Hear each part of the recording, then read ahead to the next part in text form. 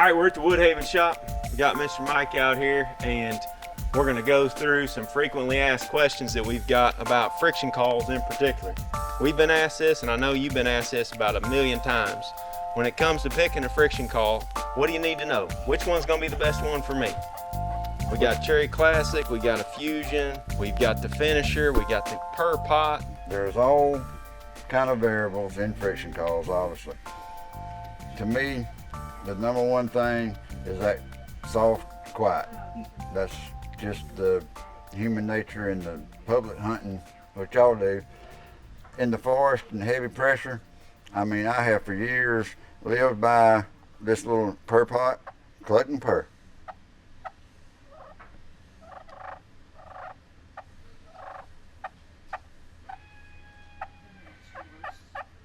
That little like yelping. I think having that little light yelp in there, turkeys do that way more than you think. When you get them on camera or get them close, you'll hear that. But when you're just seeing them out in the open,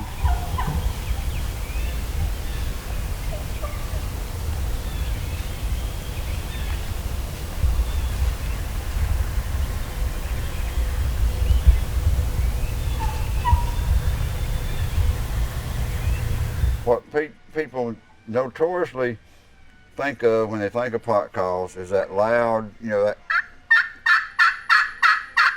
they want that sound. That is a little deep, but or it could be the striker difference, but that's more what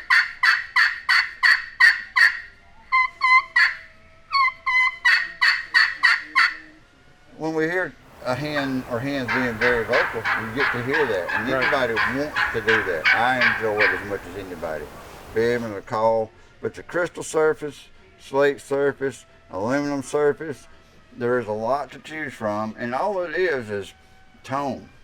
Really, all we're changing in the design of the call, whether you're using a wood inside, a crystal surface, or a glass inside, slate surface. The different strikers mean a world of difference. You've seen us test them. Mm-hmm. You know, we test every call before it goes out. With them three surfaces, though, that you just mentioned, which one's the easiest one to run? Like if somebody came in here and they were a beginner and they were just wanting to get started, which one of those surfaces would be? I'm a slate guy. Okay. We call the slate this slang term in country ways, and it's a meat call. Okay. It's that nitty gritty.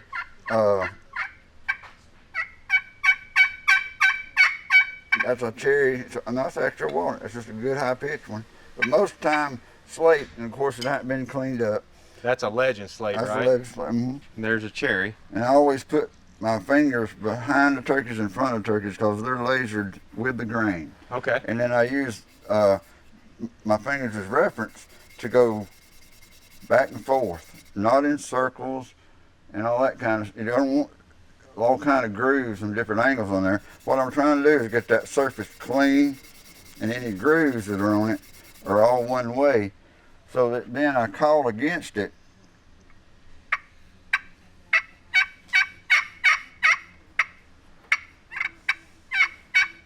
So I'm trying to keep consistency is the biggest thing for me, is being consistent and make the call more consistent. I have never even thought about that, but you say put your fingers on either side of the turkeys. Behind them and in front of them, that's with the grain, Yep. And then flip it over and sand it between your fingers. Like that. And that way you're always got your grain oriented the right way.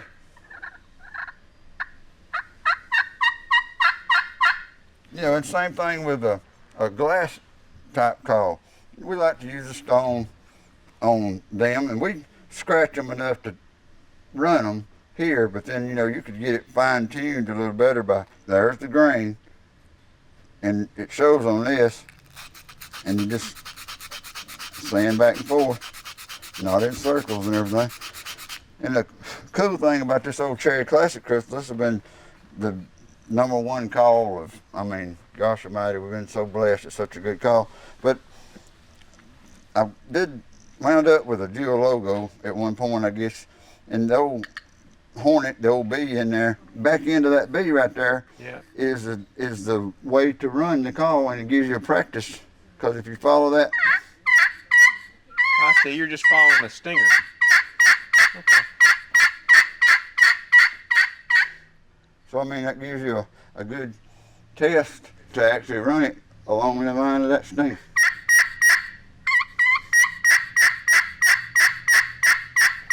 See, those are the two that I have the most experience with, are Slate and your slate and glass. And slate, it always seemed to me like it was a little more user friendly for a beginner, but you could get louder on a glass. Yes, and it's a little more gravelly, a little more rasp and gravelly in a slate usually, but it is user friendly. Yep. The crystal surfaces and the aluminum surfaces, they're a little more higher pitched. To me, the glass has got more of a gravel, more a little bit nastiness, that raspy glass type sound.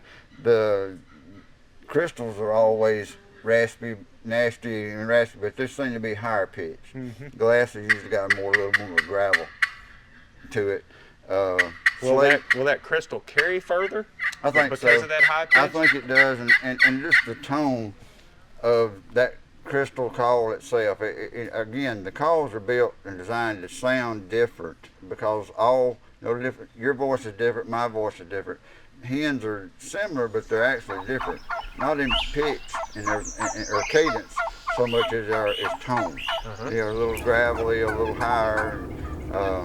So we're trying to make calls that, and of course the strikers make a big difference too, because you can put different strikers with one call and it's a multiple of calls. As long as the call is capable, having the right striker or a different striker can have it. That's why we put 2 strikers with each call in the pot calls. We want you to have basically a hickory is just a good tone throughout. It's notorious for being good. And then we put something in there, like in the Cherry Classic Crystal, we put a purple heart with it because we know it's a little bit harder wood and it makes the rasp a little bit, it makes it a little more raspy. I see. So just changing the wood in the striker is going to change the tone and the sound of one surface. Big time. One thing though is, like we make a Dynalux one-piece striker, and it's harder than any of our other woods, and sometimes you can get a call that can't tolerate but to a certain degree of hardness of striker. So you could get a striker that's too hard. To me, that's really pushing the envelope. It sounds good, raspy, high pitch and everything. Some calls are already wound. I call it being wound so tight like a banjo string. It's already wound tight that it'll only take a certain hardness in a striker. Hickory's pretty much middle of the road. Purple Heart's pretty hard. We have some other, but it's worth it to try different strikers with different calls, and it makes a difference in the tone. Yeah, I can tell that just by the difference in that thing versus that hickory that you were just running with. I can hear that for sure. You're supposed to hear the difference and be able to pick up on that because the turkey do. Yeah. And then using a one-piece hard laminated. That goes way high. Way high. The hardness in the striker, in the material. Yep. Makes a big difference. You've been running this thing a lot the last couple of years. Yeah, that's there was the purr ring, and it's part of a finisher deal. The old Clutton purr pot, it's been around and it's done such a good job for us. It's a closed system, 2 pots, and we actually got like a gel in there that actually makes that thing do that gurgling and that throaty.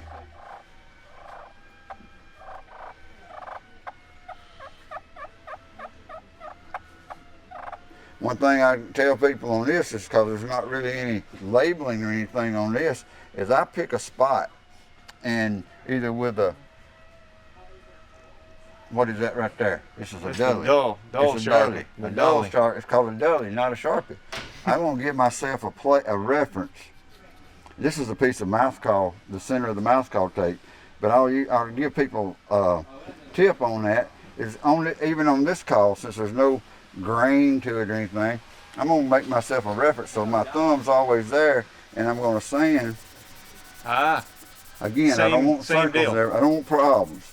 Grain and the surface overstuffed in stupid ways will mess you up.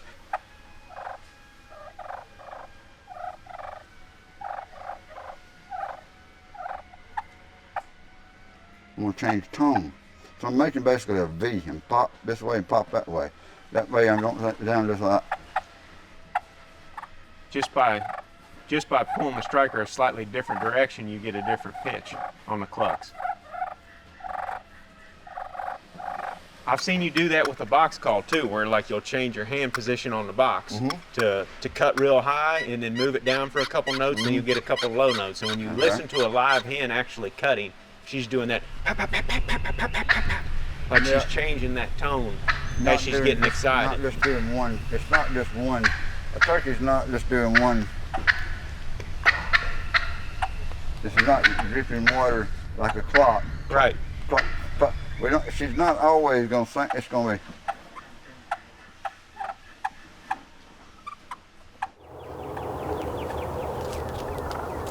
Little tiny clucks in there.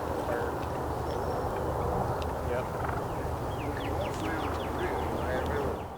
So, with that said, I've been running a little call called a purr ring for a number of years, and we kind of put it together with a system with this finisher. We put a ceramic, which is a real dynamic surface as far as strength, porous, and porosity. That's a big word. I don't even know how to spell it, but it sounds good. And it gives. We can put it in a kind of a kit so that you can come together and actually protect this little slate surface. And it comes with a little. We have a die cut piece of Scotch-Brite that goes in there, but that's what you use to keep this call protected and clean. Again, we've got orientation here because we're going to put finger in front of and behind the mask, and we're going to sand like that. All right, I can make this little call because it fits so good in your hand, and I can make it sound just like the purr pot by just closing the hose in the. Yep. All right, now whereas this is contained and there's nothing to think about. Right. You just run it, just do it. Same thing here, if I want to just put it simple in my hand. All right, but if I want to add realism.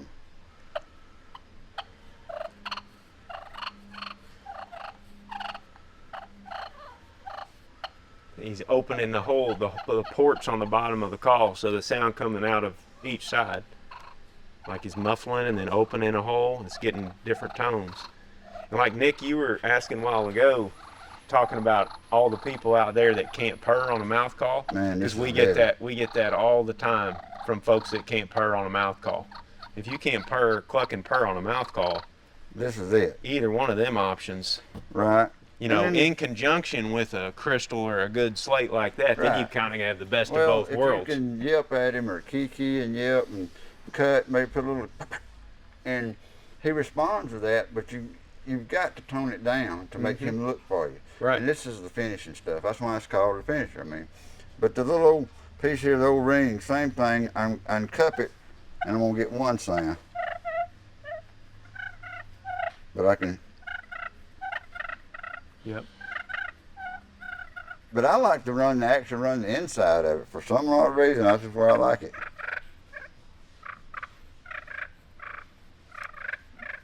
But I can. Well, we talk about doing that 3-note yelp a lot of times whenever they get inside 100 yards. You know, when you're tracking them with your gun and they're 60 or 70 and they cut behind a tree, like they're looking for you, but they ain't got you pinpointed. And that's when you need to hit them with that light thing. That's right. Just so that they know, oh, wait, she's over in this direction. That's why being able to do both, being able to get really loud and aggressive is nice, but definitely have to tone it down with a mouth call or one of those sometimes to get them to close the rest of the way in. I'm not scared to run. I'll have this thing down between me and Yeah. I'm not scared to give him a little bit more because he's going to give me a chance to get my slide. I keep my hands back once I put the call down. I keep my hands and I'm getting on my gun, and I'll have an opportunity usually to go behind a tree or something, and I can get my gun up and kill him. So one of the things about the striker making such a difference, that one right there, I like to help people. I like to, even though we build this, it's a tool, and we don't build toys. We don't play with them.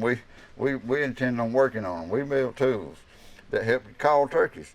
That striker right there is a difference maker. That doesn't matter what call, whatever you're doing. That rain check striker, it'll run, regular pot calls well.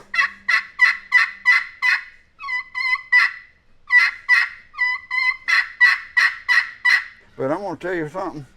It will do is it's waterproof, and it will make a difference. I'll show it to you. All right, We're going. come here. We're gonna go to the faucet. Yep. I could take you back to the fancy, dancy utility sink, but I'm just gonna take you to the bathroom. They running Sanders back there. They running Sanders back there by the fancy dancy utility sink. Look here. We're going in the women's. Come on into the bathroom here at Woodhaven. We won't be here long. Don't No. worry. But watch this.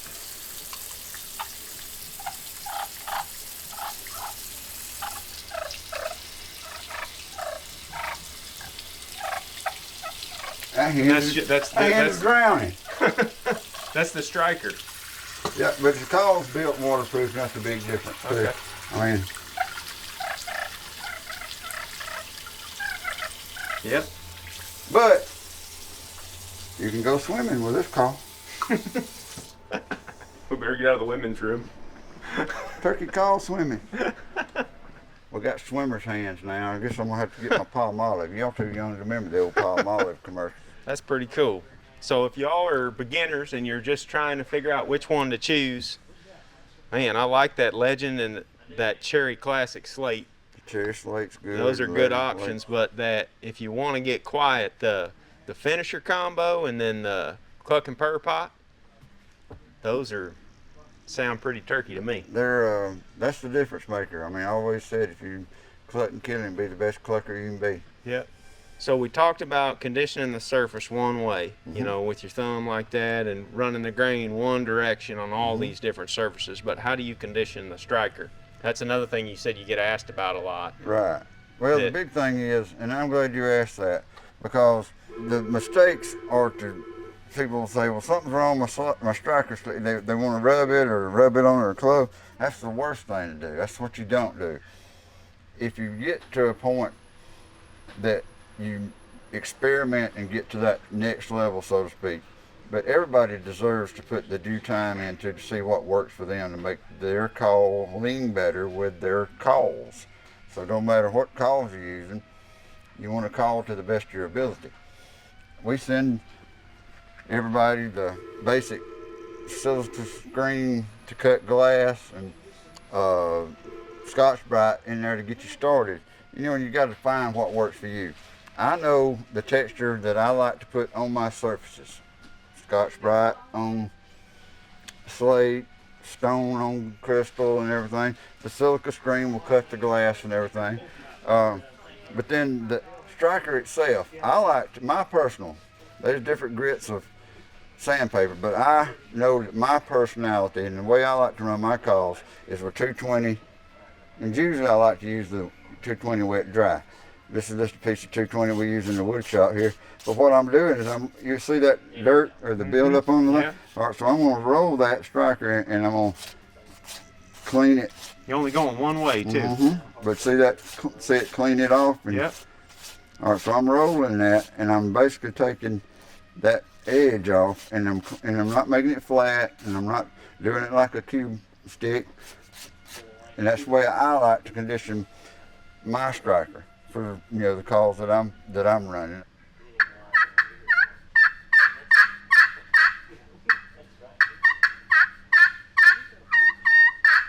You can use 180, you can use whatever, how much. Experiment with it, Yeah, you're saying. experiment Just get you a bunch of different grits. And But it gives you that opportunity. You'll feel what works for you. To me, it's a difference maker. yeah, the main thing there though is having a system to condition your striker. Because like you said, if you don't do that over time, it going in and out of your vestry and your pocket's going to get slick and it's going to get harder to It run. builds up debris. Yeah. You'll fall on or something. I mean, drop it in the wood, the leaves, and Yep. but you just want to keep the end of it clean and conditioned, ready to call, because you're just trying to create the friction on a friction call. That's what Right. you're trying to do. So. Yeah, I mean, we might do that 3 or 4 times in one hunt of a morning, where we work on the surface and then work on the striker once or twice. You got to keep it conditioned so that it works. So you don't want to hit. That's why I want to condition one way. I don't want to hit. If you had lines all over your surface of your call, you don't realize, but you're bumping different grits and Because different you're grains sanding across. the grain of that wood one direction. Yeah, I want it to be smooth one direction, so I know I'm calling it perpendicular to that instead of just scratching all kind of ways. And I don't know that I might hit a slip or something because of odd grain. So I keep that grain one way and I call against it. I'm trying to be consistent. Yeah, makes sense. Makes a big difference in the call. Well, hopefully a few of those tips helped y'all out if you're in the market for a friction call. These are all good ones.